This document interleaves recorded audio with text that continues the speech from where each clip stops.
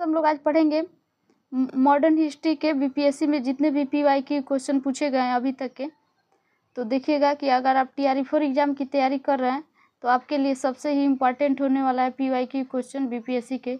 इसमें से कम 20 से लेकर 25 तक क्वेश्चन रिपीट हो सकते हैं, या इस समय तक के एग्ज़ाम में जितने भी TRE1 और 2 और 3 में भी क्वेश्चन आए हैं तो उसमें सारे प्रीवियस ईयर से क्वेश्चन बार बार रिपीट हो रहे हैं। तो आपके लिए बहुत ही इम्पोर्टेंट है ये वीडियो, तो देखिएगा। आज का पहला क्वेश्चन है कि मद्रास में रैयतवाड़ी पद्धति को किसने प्रारंभ किया था। तो मद्रास में रैयतवाड़ी पद्धति को थॉमस मुनरो ने प्रारंभ किया था। इसका आंसर ऑप्शन बी हो जाएगा, थॉमस मुनरो। रैयतवाड़ी व्यवस्था में कैसे कर लेते थे अंग्रेज, तो देखिएगा। तो इसमें किसान स्वयं कर वसूल के अंग्रेजों को देते थे, अपना मतलब कर जमा करके।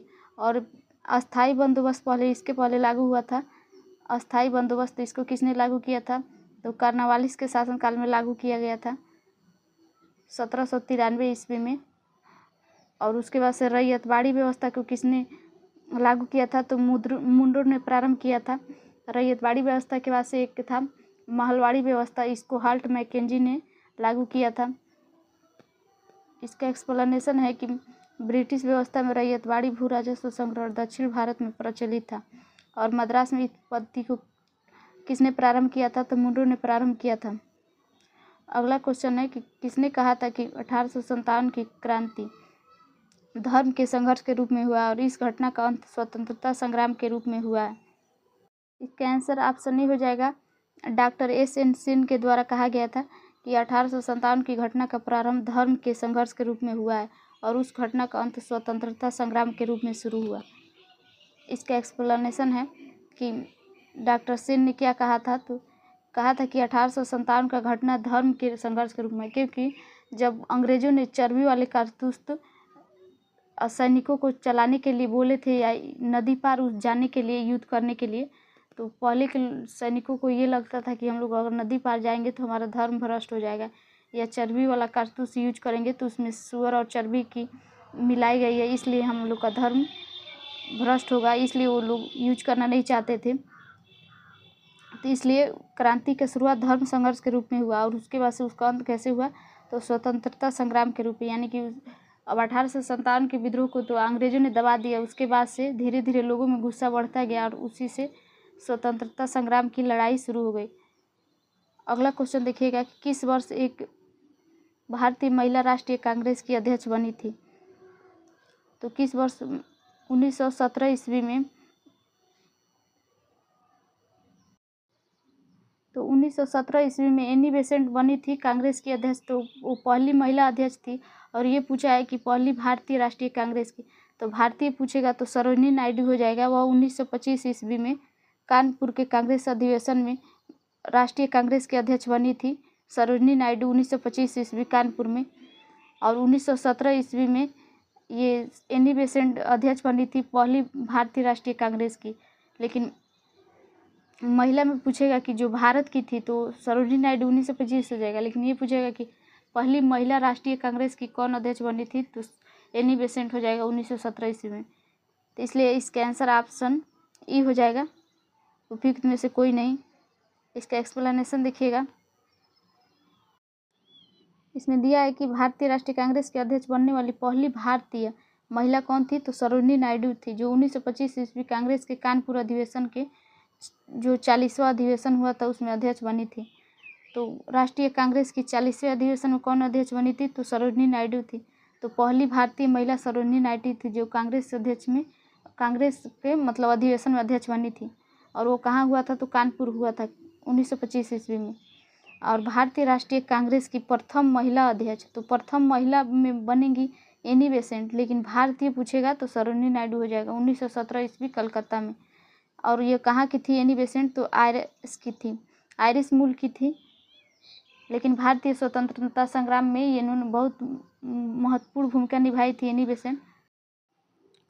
ये क्वेश्चन है कि निम्न कथनों में से कौन से कथन सही है। तो इसमें से जो ऑप्शन सही है उसको सही करना है। तो देखिएगा, पहला दिया है कि लाइक अली निज़ाम के एग्जीक्यूट काउंसिल के प्रेसिडेंट थे। तो ये एग्जीक्यूट काउंसिल के लाइक अली निजाम प्रेसिडेंट थे, तो इसका ये ऑप्शन सही हो जाएगा। अगला ऑप्शन दिया है कि हैदराबाद के खिलाफ ऑपरेशन पोलो 48 घंटों तक चला था, तो ये ऑप्शन गलत हो जाएगा क्योंकि ऑपरेशन पोलो 5 दिनों तक चला था, तो इसलिए ये ऑप्शन गलत हो जाएगा, 48 घंटों तक नहीं चला था।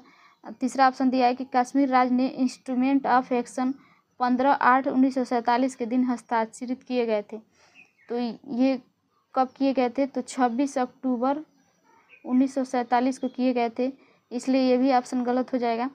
अगला देखिएगा कि नवाज भुट्टो जूनागढ़ के स्टेट के आखिरी दीवान थे, तो ये ऑप्शन सही है। पांचवा दिया है कि के.एम. मुंशी को भारत सरकार ने हैदराबाद के अपने एजेंट के रूप में नियुक्त किया था, तो के.एम. मुंशी को भारत सरकार ने हैदराबाद में अपने एजेंट के रूप में नियुक्त किया था, ये भी ऑप्शन सही है। तो इसका आंसर हो जाएगा 1, 4 और 5। देखिएगा किस में दिया है 1, 4 और 5, ऑप्शन ए में दिया है, इसका आंसर ऑप्शन ए हो जाएगा। इसका एक्सप्लेनेशन दिया है कि मीर लाइक अली हैदराबाद के निजाम की एग्जीक्यूटिव काउंसिल के प्रेसिडेंट थे, जो निजाम के शासनकाल में हैदराबाद के आखिरी पीएम थे, और हैदराबाद के भारत में सम्मेलन हेतु इन्होंने ऑपरेशन पोलो चलाया था, जो कब चला था, तो सितंबर 1948 ईस्वी में 5 दिनों की अवधि का था। और कश्मीर राज्य के महाराजा हरि सिंह ने भारत के साथ इंस्ट्रूमेंट ऑफ एक्शन, जिसे विलय पत्र कहा जाता है, 26 अक्टूबर 1947 को साइन करवाए थे, और जो शाह नवाज भुट्टो थे, जो जूनागढ़ स्टेट के आखिरी दीवान थे। के.एम. मुंशी को भारत सरकार ने हैदराबाद रियासत में अपने एजेंट जनरल के रूप में नियुक्त किया था। इस प्रकार प्रश्नों में कथन 1, 4 और 5 ही सही है। अगला क्वेश्चन देखिएगा, पुस्तक poverty and British rule in India के लेखक कौन है, तो दादा भाई नौरोजी है, इसका आंसर ऑप्शन बी हो जाएगा। Poverty and British rule India नामक पुस्तक के लेखक दादा भाई नौरोजी थे, इन्होंने लिखा। अगला क्वेश्चन है कि किसने कहा था कांग्रेस आंदोलन न तो लोगों के द्वारा प्रेरित था, न ही उनके द्वारा सोचा और योजनाबद्ध किया गया था, तो सर सैयद अहमद खान ने कहा था कि कांग्रेस आंदोलन न तो लोगों के द्वारा प्रेरित था, न उनके द्वारा सोचा और योजनाबद्ध किया गया था, इसका आंसर ऑप्शन बी हो जाएगा। इसका एक्सप्लेनेशन देखिएगा कि 1888 ईस्वी में सर सैयद अहमद खान और शिव प्रसाद सिंह ने एक संयुक्त भारत राजभक्त सभा बनाई थी, जिसका स्पष्ट उद्देश्य क्या था, तो कांग्रेस के प्रचार को निष्फल बनाना था और लोगों को कांग्रेस से दूर रखना था। सैयद अहमद खान ने कहा था कि कांग्रेस आंदोलन न तो लोगों द्वारा प्रेरित था और न ही उनके द्वारा सोचा और योजनाबद्ध किया गया था। जो सर सैयद अहमद खान थे, वह कांग्रेस के प्रचार को निष्फल बनाना चाहते थे। अगला क्वेश्चन देखिएगा कि मुझे विश्वास है कि कांग्रेस अपने विनाश की तरफ जा रहा है और मेरी सबसे बड़ी इच्छा है कि भारत में रहते ही उसकी शांति प्रिय निधन के लिए मैं इसका सहायक बन सकूं। यह किसने कहा था, तो ये कर्जन ने कहा था, इसका आंसर ऑप्शन सी हो जाएगा। उसने कहा था कि कांग्रेस कब समाप्त होगी, यानी कि जैसे कि कांग्रेस से भारतीय लोग ज़्यादा जुड़ गए थे और वो लोग हमेशा कांग्रेस अधिवेशन में भाग लेते थे, अपनी स्वतंत्रता के बारे में या आज़ादी के लिए हमेशा अधिवेशन करते थे, इसलिए कर्जन को अब लगता था कि हम लोग को ये सब भारत से बाहर कर देंगे। वो सोचते थे कि कांग्रेस अपने विनाश की तरफ कब जाएगी, और मेरा इच्छा है कि जब तक मैं भारत में हूँ तभी ये कांग्रेस का जो सभा है वो ख़त्म हो जाए। इसका एक्सप्लेनेशन देखिएगा कि अंग्रेज शासक समझते थे कि नरमपंथियों के नेतृत्व में कांग्रेस काफ़ी कमज़ोर है, जनता में इसकी पैठ नहीं है, अतः इसे ख़त्म किया जा सकता है, इसलिए सबसे बड़े प्रवक्ता थे कर्जन। 1900 ईस्वी में कर्जन ने कहा था कि मुझे विश्वास है कि कांग्रेस अपने विनाश की तरफ जा रही है और मेरी यह इच्छा है कि भारत में रहते ही उसकी शांतिप्रिय निधन हो, मैं इसका सहायक बन सकूं। और 1903 ईस्वी में इसने मद्रास गवर्नर को लिखा था कि जब से भारत आया हूँ मैं मेरी नीति यही रही है कि किसी भी तरह कांग्रेस को नपुंसक बना दें, यानी कि जो कांग्रेस है उसको किसी भी काम लायक न रहे और वो मतलब आज़ादी के लिए लड़ाई न लड़े सब मिल के। 1904 ईस्वी में कर्जन ने कांग्रेस अध्यक्ष के नेतृत्व में प्रतिमंडल से मिलने से इनकार कर दिया था। भारतीय राष्ट्रीय कांग्रेस आंदोलन से सारे भारत के लोग जुड़ते थे और अपनी विचार रखते थे कि अंग्रेज हम लोग का किस प्रकार शोषण कर रहे हैं, तो इन लोग को किस तरह भारत से निकालना है, इसलिए कर्जन चाहता था कि भारतीय राष्ट्रीय कांग्रेस को जितना जल्दी समाप्त हो उतना सही है। अगला क्वेश्चन है कि निम्नलिखित में किस वायसराय के कार्यकाल में भारतीयों को राय बहादुर और खान बहादुर की उपाधियां प्रदान करना प्रारंभ हुआ? ऑप्शन में दिया है रिपन और लिटन, और देखिएगा आगे क्या दिया है, मेयो है और डफरिन है। इसका आंसर ऑप्शन ही हो जाएगा उपयुक्त में से कोई नहीं, क्योंकि 1859 से 1860 ईस्वी में इन उपाधियों के दिए जाने के साक्ष्य प्राप्त होते हैं। उस टाइम ये गवर्नर नहीं थे। अगला क्वेश्चन है कि अधिकतम नरमपंथी नेता थे, तो अधिकतम नरमपंथी नेता कहाँ से थे? तो शहरी क्षेत्रों से थे। इसका आंसर ऑप्शन बी हो जाएगा। जो उग्रवादी या गर्मपंथी विचार के नेता थे वो ज़्यादातर ग्रामीण क्षेत्रों से थे। देखिएगा इसका एक्सप्लेनेशन है कि उदारवादी राजनीति और राजनीतिक भिक्षावृत्ति के युग में अधिकांश नरमपंथी नेता कौन कौन थे? तो दादा भाई नौरोजी थे, फिरोज शाह मेहता, दिनसा वाचा, व्योम चंद्र बनर्जी, सुरेंद्र नाथ बनर्जी जैसे नेता शहरी क्षेत्रों से संबंधित थे, और ये लोग उदारवादी राजनीतिक थे या उदारवादी नेता थे, नरमपंथी नेता थे दादा भाई नौरोजी और फिरोज शाह मेहता। इस काल में कांग्रेस पर समृद्धशाली और मध्यम वर्गीय बुद्धिजीवियों का, जिसमें डॉक्टर, वकील, इंजीनियर, पत्रकार आदि सम्मिलित थे। उपाधियां और बड़े बड़े पद इन लोगों के लिए आकर्षण रखते थे। कांग्रेस में आने वाले ये प्रतिनिधि बड़े बड़े नगरों से आते थे। जनसाधारण से इनका कोई संपर्क नहीं था। फिरोज शाह मेहता ने स्वयं कहा था कि कांग्रेस की आवाज़ जनता की आवाज़ नहीं है, परंतु उनके साथ रहने वाले अन्य देशवासियों का यह कर्तव्य है कि वे इन भावनाओं को समझें और उन्हें व्यक्त करें और उनके उपचार का प्रयत्न करें। अगला क्वेश्चन है कि कौन उग्रपंथी नहीं है? तो गंगाधर तिलक, ये गर्म दल के नेता है या उग्रपंथी इसको कहा जाता है। उधम सिंह भी है और मदन लाल भी है, मदन लाल ढींगरा, जो करजन वाली की हत्या किए थे 1909 ईस्वी में। और उधम सिंह किसकी हत्या किए थे? तो लंदन जाकर जनरल ओडायर की हत्या किए थे उधम सिंह 1940 ईस्वी में। और ये मदन लाल ढींगरा करजन वाली की हत्या किए थे। ये तीनों लोग उग्रपंथी दल के नेता हैं। और जो ऑप्शन डी है गोपाल कृष्ण गोखले, तो गोपाल कृष्ण गोखले नरमपंथी दल के नेता हैं, इसलिए ये उग्रपंथी नहीं हो जाएंगे। तो इसका आंसर ऑप्शन डी हो जाएगा। इसका एक्सप्लेनेशन देखिएगा। गोपाल कृष्ण गोखले उदारवादी खेमे से संबंधित थे। वह समभाव और मृत्यु न्यायप्रियता में विश्वास रखते थे। उन्हें पूर्ण विश्वास था कि देश का पुनरुद्धार उत्तेजना बाउंड्री में नहीं हो सकता। वे साध्य और साधन दोनों की पवित्रता में विश्वास करते हैं। इन्हीं विचारों से प्रभावित होकर गांधी जी उनके शिष्य बन गए और उन्होंने 1889 ईस्वी में बॉम्बे कांग्रेस अधिवेशन मंच से राजनीति में भाग लिया। देखिएगा कि 1897 ईस्वी में उन्हें वाचा को भारतीय व्यय के लिए नियुक्त वेल्ची आयोग के सम्मुख साक्ष्य देने को कहा गया। वर्ष 1902 ईस्वी में बम्बई संविधान परिषद के लिए और कालांतर में इंपीरियल लेजिस्लेटिव काउंसिल के अध्यक्ष चुने गए। अगला क्वेश्चन है कि भारत सेवक समाज की स्थापना किसने की थी? भारत सेवक समाज की स्थापना गोपाल कृष्ण गोखले ने की थी। इसका आंसर ऑप्शन सी हो जाएगा। इसका एक्सप्लेनेशन है कि 1905 ईस्वी पूना में गोपाल कृष्ण के गोखले भारत सेवक समाज की स्थापना की थी। इनका उद्देश्य क्या था? तो भारत सेवा के लिए प्रचारक तैयार करना और संवैधानिक रूप से भारतीय जनता के सच्चे हितों को प्रोत्साहन देना। वे श्रीनिवास शास्त्री, जी.के. देवकर, एम.एन. जोशी, पंडित हृदय नारायण कुजरू जैसे महान सेवक पैदा किए। यानी उनको शिक्षा दिए कि अपने देश की सेवा कैसे करनी है, कैसे अंग्रेज हम लोग के देश पर शासन कर रहे हैं और लोगों का शोषण कर रहे हैं, तरह तरह के यातनाएं दे रहे हैं, या हम लोग के देश में आके शासन कर रहे हैं, तो उन लोग से कैसे मुक्ति पाना है। MC सीतलवाड़, BN राव, अलादी कृष्ण स्वामी और इसके प्रख्यात सदस्य थे। अगला क्वेश्चन है कि 1905 में सर्वेंट ऑफ सोसाइटी की स्थापना किसके द्वारा की गई थी? तो गोपाल कृष्ण गोखले के द्वारा की गई थी। इसका आंसर ऑप्शन डी हो जाएगा।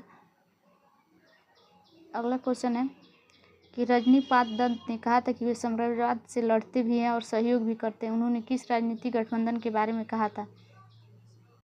तो भारतीय राष्ट्रीय कांग्रेस के बारे में कहे थे रजनीपाद दत्त कि वे साम्राज्यवाद से लड़ते भी हैं और सहयोग भी करते हैं। इसका एक्सप्लेनेशन देखिएगा कि रजनीपाद दत्त का कथन क्या था कांग्रेस के बारे में कि वो कई अवसरों पर अंग्रेजी हुकूमत के साथ सहयोग करते थे। प्रथम विश्व युद्ध में भारतीय सहयोग हो या इरविन वार्ता हो, गांधी इरविन वार्ता। इसके अतिरिक्त भारतीय राष्ट्रीय कांग्रेस साम्राज्यवाद का विरोध करते हुए अंग्रेजों से आज़ादी की लड़ाई लड़ते हुए देश को स्वतंत्र भी कराया। तो गांधी इरविन समझौता कब हुआ था? तो गांधी इरविन समझौता 5 मार्च 1931 ईस्वी में हुआ था। और इसमें इरविन ने कहा था कि हम राजनीतिक कैदियों को रिहा कर देंगे। लेकिन भगत सिंह को इसके बाद से, जब गांधी जी इस समझौते के बाद से द्वितीय गोल मिल सम्मेलन में भाग लेने चले गए, उसके बाद से भगत सिंह को इसने फांसी दे दिया, इरविन ने।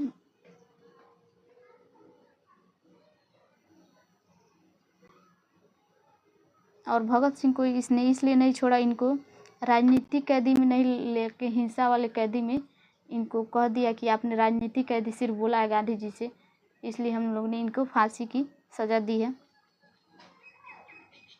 अगला क्वेश्चन देखिएगा कि भारतीय राष्ट्रीय आंदोलन गर्मपंथियों के प्रभावाधीन आया था, तो 1906 के बाद आया था। इसका आंसर ऑप्शन ए हो जाएगा।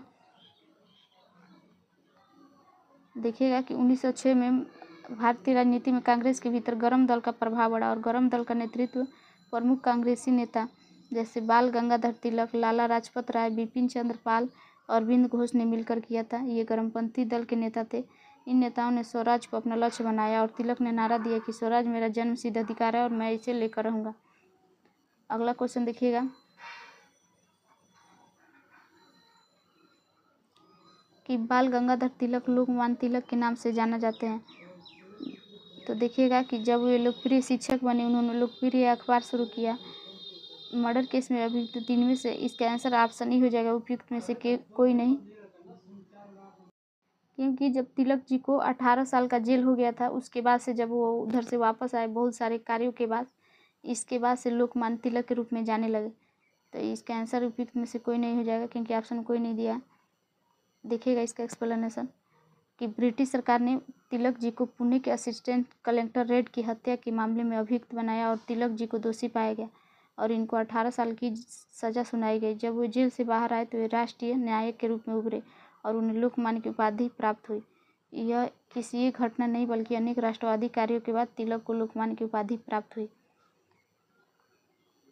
अगला क्वेश्चन है कि कौन सा नेता गर्मपंथी दल का है, तो इसमें से अरविंद घोष गर्मपंथी दल के नेता हो जाएंगे और लाला लाजपत राय, बाल गंगाधर तिलक, बिपिन चंद्र पाल ये भी गर्मपंथी दल के नेता हैं। लेकिन इसमें से दादा भाई नौरोजी, एस.एन.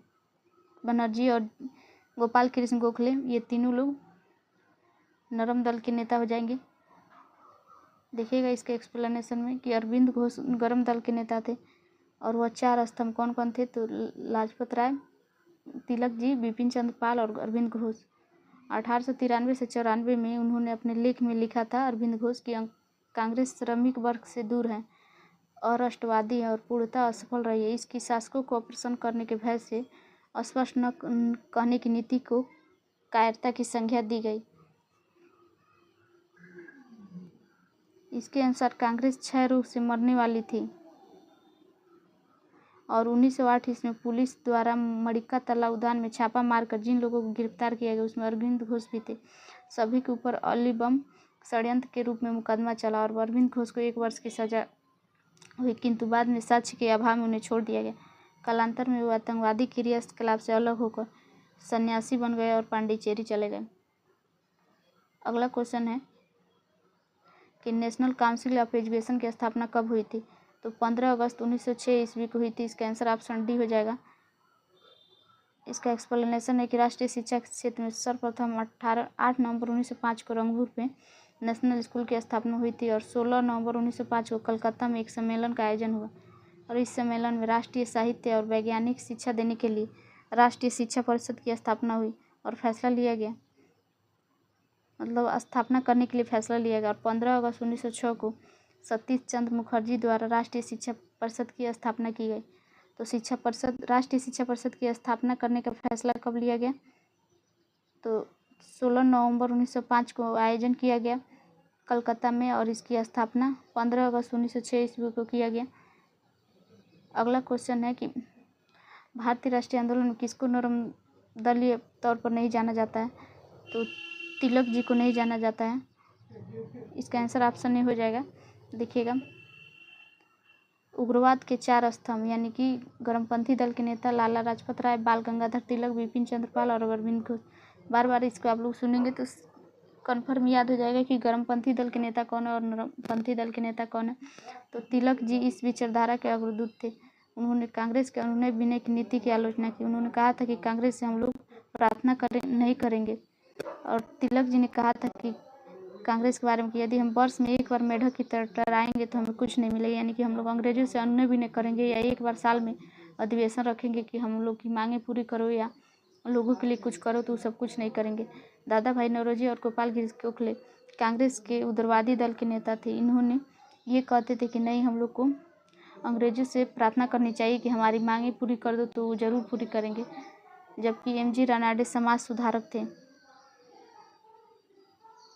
तो कांग्रेस के से एक और क्वेश्चन बचा देखिएगा कि कांग्रेस के नरम दल के नेताओं की आंदोलन की पद्धति थी। तो आंदोलन की पद्धति कौन सी थी देखिएगा।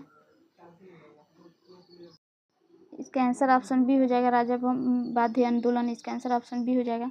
इसका एक्सप्लेनेशन देखिएगा कि कांग्रेस के नरम दल के नेताओं के आंदोलन का प्रमुख पद्धति राजा वामवाद्य आंदोलन अर्थात प्रशासन में भारतीयों की भागीदारी की मांग और जनता में राजनीतिक जागरूकता उत्पन्न करना था।